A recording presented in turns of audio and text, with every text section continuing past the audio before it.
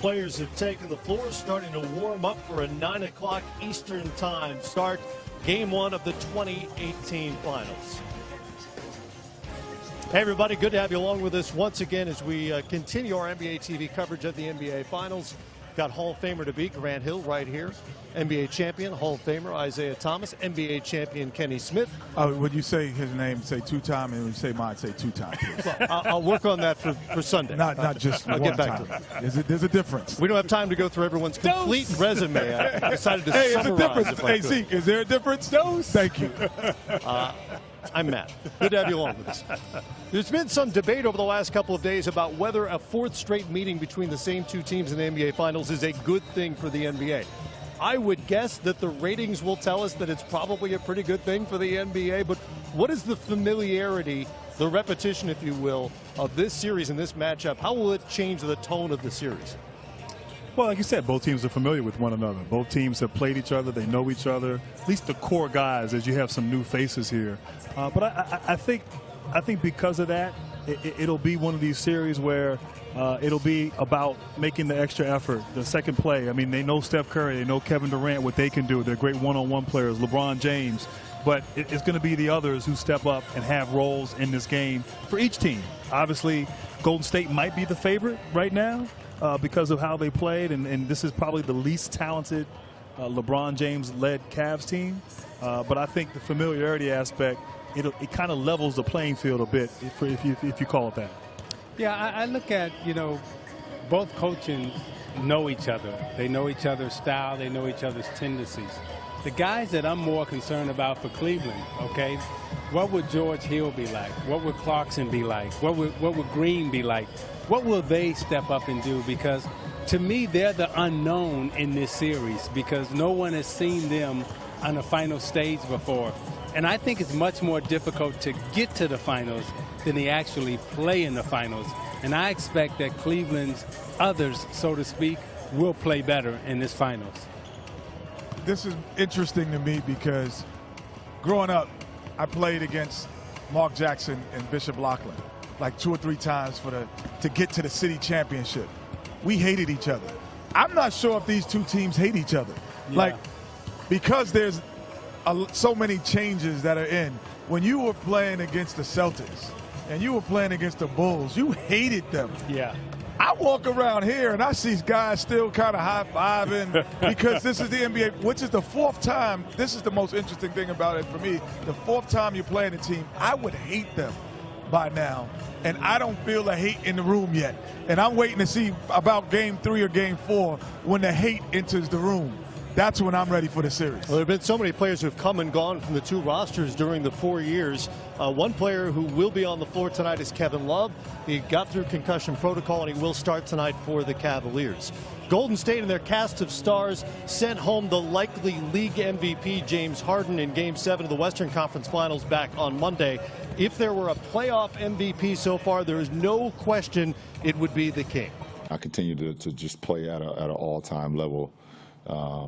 Standard, for the rest of the season, and hopefully I can continue it, in this finals. And also, I've been blessed to be available. That's what I take pride in more than anything, is being available to my teammates every single day. It has been a remarkable postseason run for James, who leads all players in scoring and minutes so far. And look at these numbers. 20 games this postseason in which he's accounted for 30% of his team's points and 45% of his team's assists. That's the most in a single postseason by a whole bunch, as you can see. When you well, as LeBron James, as he said, I'm playing at all-time high he absolutely in the history is. of the game. He is accounted for between scoring and assisting 55 points per game for his team this season. That is the most by any player to reach the NBA Finals.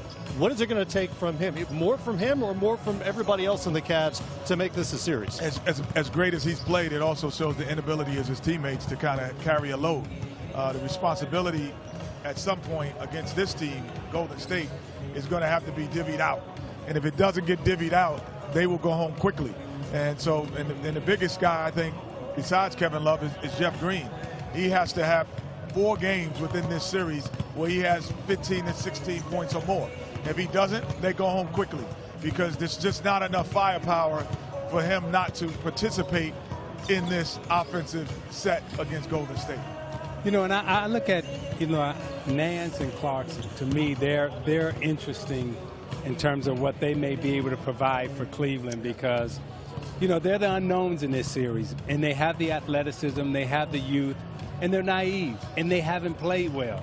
So I'm saying that they got to play much better than they've played in the last 3 series. And not only that, they're familiar with this Golden State team because they've been in the Western Conference. So they've played against these guys before. And if you remember, the Lakers did have some good games here in this arena where Clarkson played good. So I don't see a fear factor of those guys coming in. And I do think LeBron will get a lot more help than he had in Zeke, I'm going to ask you this before Grant talk. You said no fear factor. It's different. Isaiah Thomas, Grant Hill sitting on the sideline. Lights over here, lights over there. You know, the NBA Finals is a different animal. Even practice is different. Yeah. So fear factor does play a part in that part. But they got no pressure, right? And once the game starts, it's basketball. That's the thing. So? I mean, I get it. I get it's pressure. But look, my thing is, look, no question the others have to step up. And step up bigger than they did against Boston for them to have a chance. But getting back to that little video highlight package, when you saw him in these playoffs, like, I played against him 5 years ago. LeBron is better than he was 5. I would say he's even better than he was 2 years ago. It's almost like Kyrie Irving left, and he knew he had to shoulder more responsibility, scoring and just leading and doing everything, and he has done that all playoffs. His shooting from long range, his mid-range game, he's more efficient from the field. I thought in the past he relied on getting to the rim and being more physical. Now the diversity in terms of how he scores is off the charts. With that said and done, as great as he is, 55 points, 65 points, he's still going to need some help from somebody else. You know what else I think is fully on display is his leadership, which is not spoken enough about. And we watched that Celtic Game 7, and I think all of us were sitting around watching it saying, man, can somebody make a layup? Can somebody make a shot? I watched him nurse those guys back to health out of the first quarter, out of the second quarter. JR was struggling. Green was struggling. George Hill missing layups.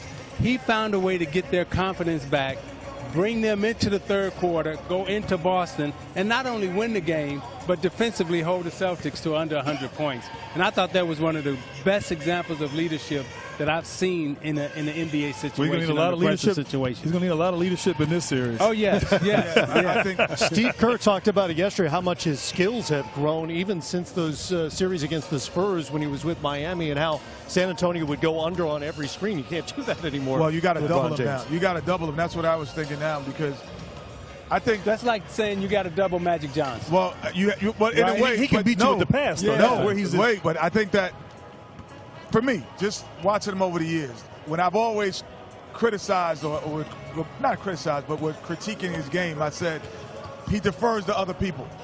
And so when he's a scorer, he's not deferring. He's going to find people no matter what. But when he's a scorer, he's not deferring. I would want to get the ball out of his hands and make him pass the ball all game. Because if I let him get 40, we're losing, because he's still going to get the 10 assists. I'd rather let him get 15 assists and 20 and 25. No question.